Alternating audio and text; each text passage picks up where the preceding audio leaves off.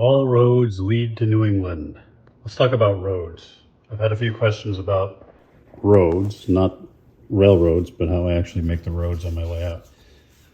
Fairly straightforward, and you can find tons of videos on YouTube about how people do this. What I did is when I designed the original layout plan, I factored in roads, and that's just a learning from making multiple layouts over the years. Is I would normally just do the track work, lay it down, and then scratch my head and think, where could I fit roads? This time, since I was doing a shelf layout, industrial switching layout, I had minimal space and it had to be very purposeful. So I wanted to plan where the roads and the parking lots would be. So I did that on paper, and then that allowed me to make sure everything fit where I wanted it to. Some slight variations in the end, but it's all pretty much what I had in the plan. Couple of elements. First, let's talk about what I used. I used just your basic general purpose spackling paste. And, I know there's a lot of high priced things you can buy from hobby shops made for model railroad roads. I'm big on just using whatever you have available and making it work. And spackling, not that lightweight stuff, but the actual spackling paste, I use that, and it surprisingly, there wasn't a lot of shrinkage. And what I like about it is it sands very easily. You can wet it and smooth it that way. And it's pretty durable. It doesn't crack like a plaster would. And it's not too light like that lightweight stuff is.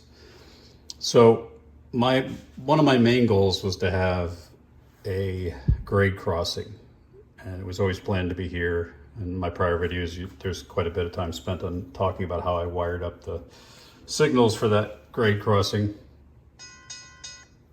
But that adds some complexity to the operations. So you have to stop and make sure you protect that crossing before you proceed and switch these two industries on this end of the layout. So I wanted that, and I'm glad I did it. I also have bridges. These are Rick's kits. I've got one here, and then I've got one at the end of the layout, which hides a mirror. Just gives the illusion of continuation of the layout. So it's really half of a bridge, but it's made to look like there's two bridges there. And on the bridges, I use powdered pigment to give it a dirty look, and then I did painter's tape to make the lines. That's the half bridge. Let's look at the full bridge. So I think that's black Vallejo powder pigment, just wiped down there with a brush, dry brushed, after I painted those lines with painter's tape and just tester's paint. And you can get decals, there's a lot of ways to do it, but I thought this came out nice. And what it looked like before was just a blank gray road, so it adds a lot of realism, obviously, when you add the lines and the weathering on these roads. Since it's kind of a smaller industrial area, I didn't put any lines. I don't think I will put any lines. It's a little messy right now because as I continue to work on the layout, you kind of scratch it up, but it's easy to paint back over. So these width-wise are 3 inches. This is about 3 inches, which I think is somewhere around 22 feet to scale. So a normal road, I think, is usually normal road, like in a city or urban area, is probably between 24 and 30 feet, depending on the shoulders or how much shoulder. But on this layout, what I found is that you have to go with prototype size. Obviously, you don't want it too narrow, but also you have to go with what aesthetically works with the layout. So anything wider than 3 inches, I kind of played around, didn't look quite right. And 3 inches is plenty of room to get a couple of cars through. So my goal was to have that crossing and then also have access to each of the industries. Now the cold storage, since it's set back, it's cut in half, maybe even a quarter. The road is somewhere back there, you don't see it. But for the ADM, since it's front and center, I wanted a road that comes off the main road here, pulls through the facility on both sides, and it just continues on off the layout. And over here, there's parking off the layout. So some of this you need to use your imagination, is what exists off of the layout. Then there's there are two roads that go under the overpass. One goes into the Province and Worcester facility, their regional headquarter facility. The other cuts across the track and goes into the Province and Worcester yard facility, or where I keep the engines. And this road actually continues off the layout as a dirt road. So it goes out and then it comes back into the layout here where the yard can be maintained and maintenance away vehicles can enter the track. So again, it's important to think not every part of every road has to be 100% visible on the layout. It can cut in and cut out. That adds some nice realism and flow to the layout. So those are the main roads on this end of the layout. On this end of the layout, or toward the middle here, the printing facility has a parking lot. That's dirty as well too, so I'm in the middle of doing a lot of work here, but I wanted to have loading bays visible on that facility as well as the food plant facility. So the goal was to have, I call them parking lots, but it's a place for the trucks to come in and transfer goods. And then the backdrop captures how those roads would continue out. You see that gray road. In a prior video, I talked about how I made the backdrops. So it gives the illusion that those trucks can pull in and out of the road by those buildings in the backdrop. And the same is true here on the food plant. So really, all of my road real estate is the bridge, this overpass here, which goes from somewhere to somewhere. Gives a nice place to nest that mirror in, so you really can't tell that it's there. And then I've got the parking at these two facilities, and they look like they run off into the backdrop. And then I've got the roads that I showed you initially. One coming off the main road into the Province and Worcester building, and another coming off the main road into the yard facility, and then off into the dirt road. And parking, I had one subscriber say I should have parking at the engine facility. Well, parking exists. It just comes off here onto the dirt road, and there's parking over here. So you don't have to model every single thing that you would see at a particular scene. If you have an edge of a layout, the world continues on and other things can exist there. Another element to talk about is the infinity road, which I've talked about in prior videos, is to, when you have a road that goes into the wall, it's ideal to make it look like it continues on. You could do that with a photograph, or in my case, I had an online image that I photoshopped and made it fit the scene. So that's the road structure on my layout. What I did again was use the spackling. Let me go back to that.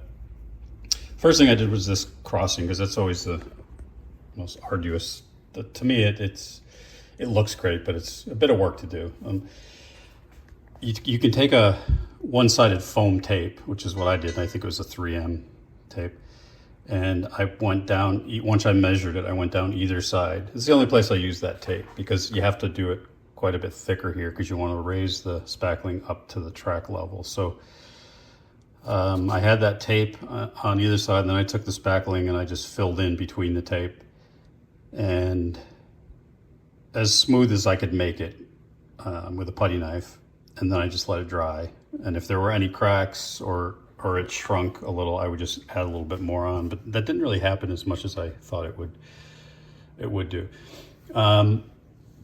A trick when you're doing these crossings with spackling is when it's like halfway dry, it's not so dry it's crumbly, but it's not so wet that it's gooey. I took a dental pick and a razor blade, and I scraped out the rails here where the flanges would go. And when you do that, just be careful, because this is code 83 track, so the tie plates and the rail spikes that are made of plastic, if you scrape them off, you're going to damage them. And if you go in there with the razor really aggressively to scrape out the spackling, you're gonna damage the track. So you sort of have to find a balance, get all the goo out of there, but don't damage the rails. And then when I painted it, I got the paint inside the cracks. This is after I sanded it, of course. So sanding is straightforward. You see, I don't know if I use like a 120 grit sandpaper. You want something that's going to take it down level to the tracks pretty quickly. And then the nice thing about spackling is you can use a wet cloth, and you can just use that wet cloth to smooth it out. And the paint is this Woodland Scenics top coat asphalt color.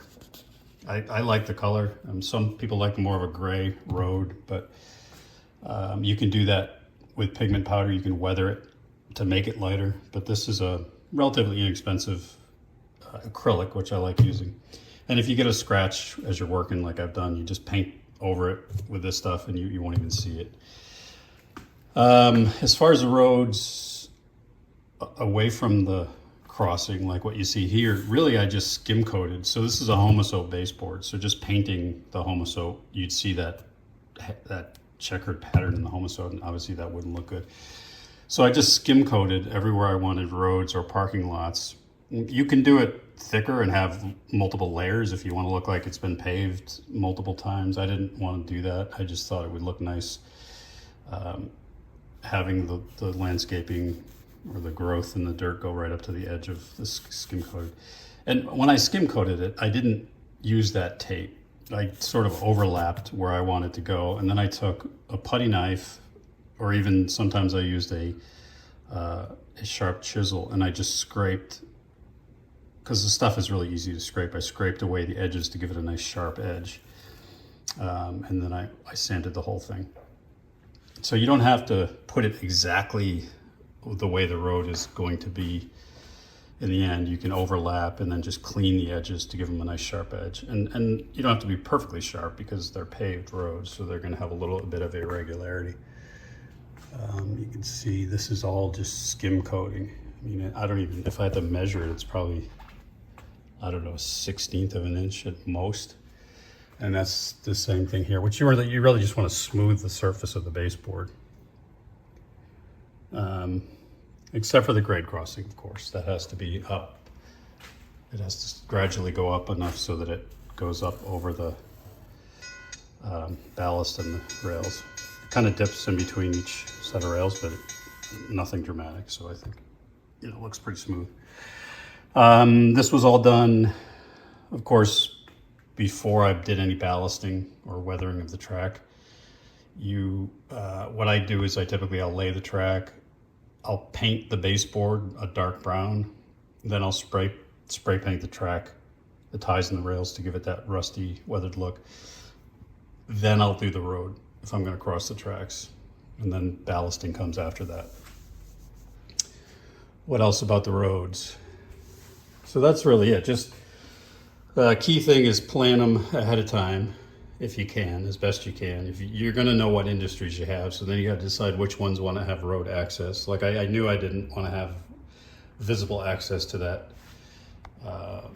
storage facility because the layout ends here. So the road and parking could very well be here, or it could be behind the building. It doesn't always have to be visible.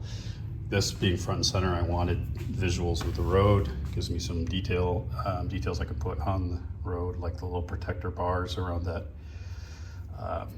propane tank. I'm going to put an electrical panel there. And I'm going to also put guardrails and concrete wheel stops where cars will park. So, probably, for example, over here, I'll put some concrete wheel stops. And I have those. I just haven't taken them out and painted them. And then I've got the metal highway guardrails that have to be, they're not metal, they're plastic, but I'll paint them to look metal. So I may put, along the side here, and that'll add some more realism to the road. So there's quite a bit you can do to it.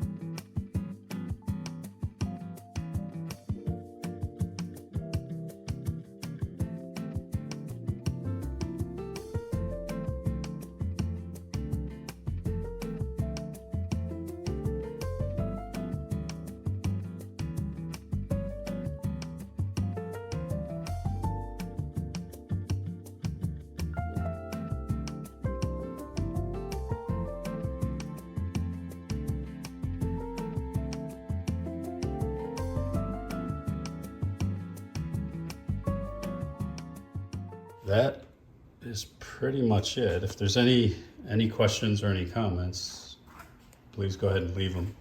I know there's a lot of different ways you can do roads and a lot of opinions, but this is how I did it, and I am happy with the result.